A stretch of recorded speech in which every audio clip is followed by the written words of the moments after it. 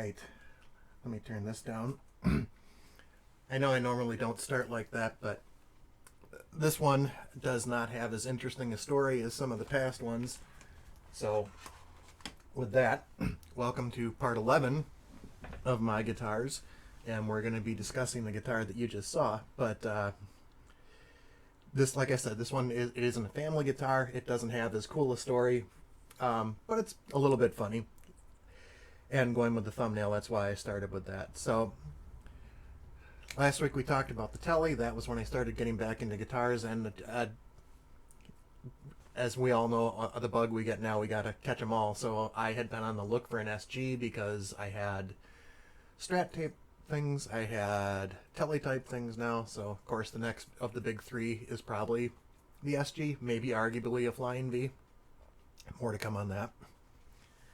But so we were out at with our friends at Dockhounds game, which is our local minor league baseball team. A lot of fun. But of course that also involves a few adult beverages if you choose to. So we got to talking about my guitars, and my friend, in typical non-guitar person fashion, asked, "Do you really need all those guitars?" Well, we all know the answer to that, yes, and one more. So we started talking about different guitars. She was asking, well, but they're all guitars. They all sound the same. So that and a few beers led to a few different searches, looking up different artists with different guitars. So we got Angus Young, Tony Iommi with SGs. And sure enough, after lots of searching on Google and everything, Facebook did its thing and popped up an ad from Sweetwater showing this guitar and the financing deal that they had going on at the time, and I had credit. And I basically just told them, well, I need this one to do AC/DC stuff. My wife, who had been right there with me, saw the pricing, okay, it's only, let's say, $35 a month for a while. Sure, go ahead and do it. Well, I'm not one to not take advantage of that, and here we are. So I had myself an SG type. And what it is, let's show the headstock again. It's an LTD, which is an offshoot of ESP. So we'll get a little bit into the history of the company here. Not as much as you could. ESP has a very storied history. I'm just going to touch some of the high points and then into LTD and what led to me getting the guitar. So, in 1975, and if I murder this name, I am very sorry, Hisataki Shibuya opens Electronic Sound Products, which is ESP, in Tokyo, Japan. And ESPN made parts, bodies, necks for guitars, brands like Kramer and Schecter in the 80s. And in the mid-80s, ESP models such as George Lynch's ESP Kamikaze, which I believe Firefly just released a tribute to. If you see any of those out there, I think they're gone off their site too. But just very iconic guitars for like an 80s metalhead kind of guy. There's a great deal more to ESP's history and models, and I'll include a link at the bottom to their history so you can look that up on your own time.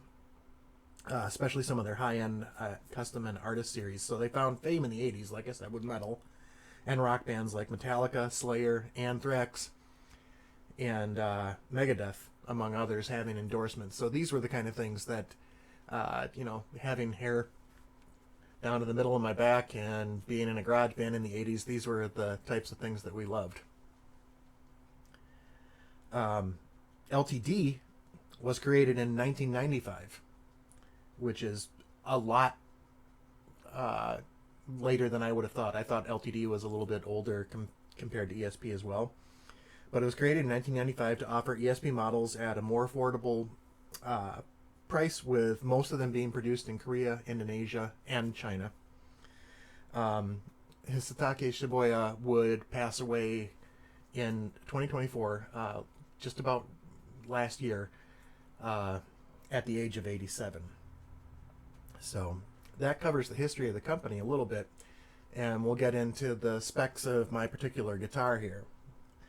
So what we have is this is their entry-level version of this as well. This is the LTD Viper-10. They made 50s, I think hundreds, 150s. I'd have to look exactly at all the models, but this is the one I saw. It's been manufactured, is still being manufactured for quite a while. I want to say since probably mid 2010s. I'm gonna say this one. I'd have to look at the numbers on the serial number on the back of the headstock and suggest that this might be a 2022 based on what I'm seeing in the serial number. Again, I'm not as good with finding databases for a lot of this stuff as some other guitar manufacturers are. I'm sure it's out there, or at the very least, maybe it's not public and LTD would be able to have something to decode it. But we're going to go with 2022. It was made in China, as marked on the back of the neck. It is not terribly heavy. It's not the lightest beast in the world at 7.7 pounds. It somehow feels heavier, and I don't know if that's... It has a little bit of neck dive. I don't know if that's leading into it or if it's just the bigger offset tail end that makes it feel heavier. It is a 24.75 scale length, so pretty standard for this type of guitar. The body is basswood, which means it's probably going to be pretty soft. I mean, most of the time that is. Basswood can be light or heavy. It just depends on what particular piece of wood you got. The neck itself is a maple neck. It's got like a satin finish on it. I don't know if it comes through on the camera real well, but it's got a pretty pronounced scarf joint. Scarf joints in themselves aren't bad, especially depending on the angle of the headstock. You almost need it. But I've just never been a fan of scarf joints that are that pronounced. If I had noticed that on the entry in Sweetwater, I might have chose a different one. They have their gallery. Or they might not have for this model. Being a $199 guitar, I don't know if this is one that they do that for. But it's all right. And it's got a volute on the neck as well. A little bit of a volute with that angle going down. It is a bolt-on. It's got kind of an interesting contoured backplate with the LTD logo on it. Got the cutaways on the body around the neck, so it's got a fairly decent handshake, although accessing the 24th fret is still not incredibly easy. It is a thin U contour, for whoever that means anything to. Again, I've got to learn more about neck shapes. But it's not incredibly chunky, at least to my hands. It doesn't feel like that. Of course, I've got big old piano player meat hocks, so the radius is 13.7 inches, so it's a pretty flat fretboard. And while we are on the fretboard, it is what they call engineered hardwood. It's really dark looking. I don't know if you can tell. When I initially got it, I'm like, is that ebony? But then I felt it, I'm like, no, it's not. The fretboard itself, this is another thing that's not one of my favorite parts about it. For all the things, even back in 2023 when I bought this, that were available at this price point, you could get rosewood or even laurel or possibly even just a maple fretboard. The engineered hardwood that they've got here, even when it's conditioned, feels a little gritty. That sound isn't coming through on the mic, I'm sure, but it has the pearloid dots. On older models, which even when I was shopping on Sweetwater for it, at the 12th fret, it had the Viper-10 inlay versus having it just on the neck. Sweetwater was pretty cool about it. I asked them, is that a normal thing? And they said, oh yeah, it looks like they discontinued that, so they changed up the pictures on their site. We'll see if they changed it back at all. The nut is, it says it's molded, so it is likely plastic or synthetic. It's 42 millimeter nut, 24 extra jumbo frets, and this is my only guitar with the extra jumbo frets, so it took a little bit to get used to not hitting so hard, because I was all of a sudden, I said, why won't this thing stay in tune? Well, it was me playing too hard with the extra jumbo frets. All it takes is a little extra pressure and you can take a note out of tune. We have two humbuckers in the bridge and the neck. They are ESP branded LH100B and LH100N, bridge and neck. They appear to be ceramic pickups when I had them on. I'm sorry I didn't take any pictures. There's no info on the output specs. It just says high output. And at some point, if I decide to do anything to this guitar, I'll eventually find my multimeter, and we'll get some specs on these. They don't sound bad. They're not terrific, in my opinion, but they're okay. We have a master tone, master volume, and a three-way switch. They are not, there's no push-pull, so what you see is what you get. It's two humbuckers. It's got a tune-o-matic bridge and tailpiece. Intonated fairly well. Sweetwater's pretty good about that with their inspections. And they're LTD branded sealed tuners, no lockers, which is another thing that at this price point, you can get locking tuners on most guitars for around $200 now. Not that these are bad, they're okay. The G string, it's always the G string, right? Has a little bit of slop in it, so it falls out of tune more. I could probably address that with the nut too. Maybe trying to cut it, even though it seems to be cut okay. And then as far as the controls inside, I'll put up a picture of the shot that I took. They're just dime-sized pots and a pretty standard switch. The switch isn't super stiff, but it's not super loose either. It's a decent switch. And dime-sized pots are fine. I mean, they do the job. There's a lot of guitars out there that have them, and I believe they're 500K pots with the humbuckers, so it is what it is. I could replace those, but again, I don't know that I want to. So with that, I'm going to put my headphones on here, turn the volume back up, and we'll get a couple sound samples, starting with clean. All right, I can hear what you guys hear. We're going to start with the bridge pickup.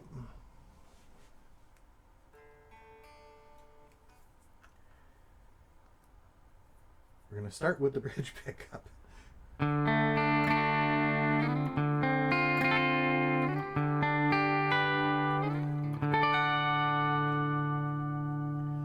Middle position.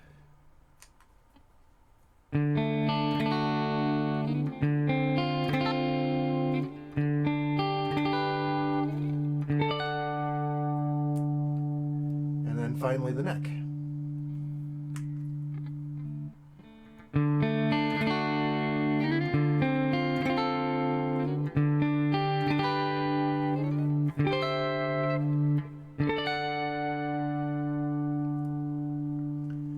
Alright, we'll go back to the bridge position. Get a little bit of dirt on it. Sorry, that noise you heard was my rabbit.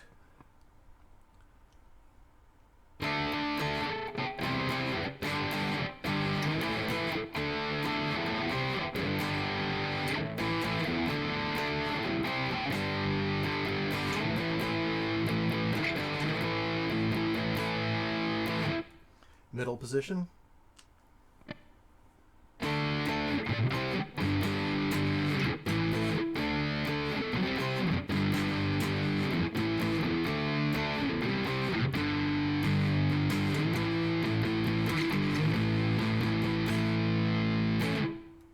And the neck.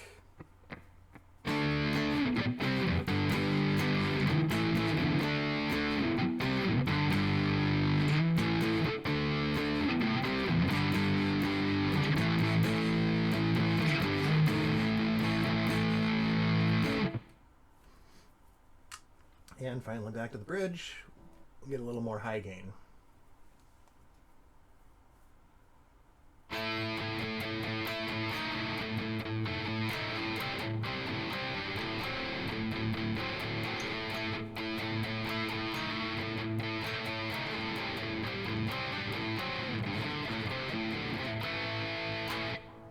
Middle position.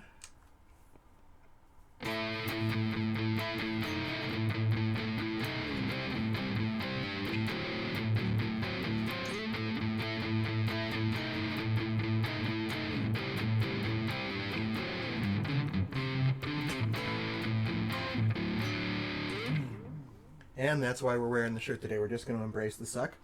Finally, neck position.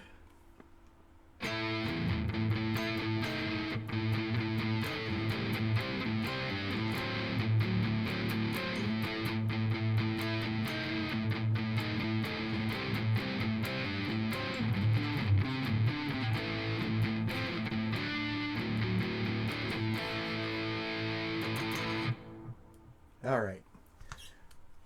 Let me turn this off to get a little bit of the background noise off. While we're at it, too, the pickups themselves are not microphonic. I did test that last night. I didn't test it here, but they are not, which pretty good for ceramic pickups, I guess. Just for some final thoughts on this. So, number one, the cautionary tale: don't drink and buy guitars. I didn't really need it at the time. I'm happy I've got it, I guess, but it's one that I haven't picked up all that often. When I did look at the pictures on their website, this honestly looked a lot more sleek than it did with the cutaways on the top, but looking at it from the edge, it feels like a big old brick in my lap to me. So it hasn't been my favorite guitar to play. It hasn't really inspired me as much. And between that and that engineered fretboard not being as smooth as I would like, I mean, maybe if I change the strings and polish the frets, but I don't know. Considering the price that I paid for it and the price that they're currently selling for, this could eventually be something that I would possibly sell to fund buying an SG that I like the idea of a lot more. Perhaps a Firefly, maybe actually an Epiphone if I can find a used one in the red. I don't know if I want the red or the black or something completely different like the Firefly. But I think it's something that I'm probably going to have my eyes out for and then see about putting this one. I don't really sell too many guitars, but like I said, you could tell with the story this one didn't have a real sentimental attachment, so this might be one that would probably go out the door to get something that speaks to me more. So, on that note, I'm going to thank everybody for hanging around. I really appreciate all of you hanging out with me on a weekly basis to talk about guitars. Once we get through my current collection, we'll have to see what else we talk about with guitars. I've got more than enough projects to work on, so I'll bring you along for those too. And I'll try and make it as interesting as this, if this has been interesting to you. On that note, if it has been interesting to you and you're new here, please subscribe. Please drop a like or a comment. I'm always open to feedback. And as always, I hope all of you have a fantastic day, and we'll see you next time.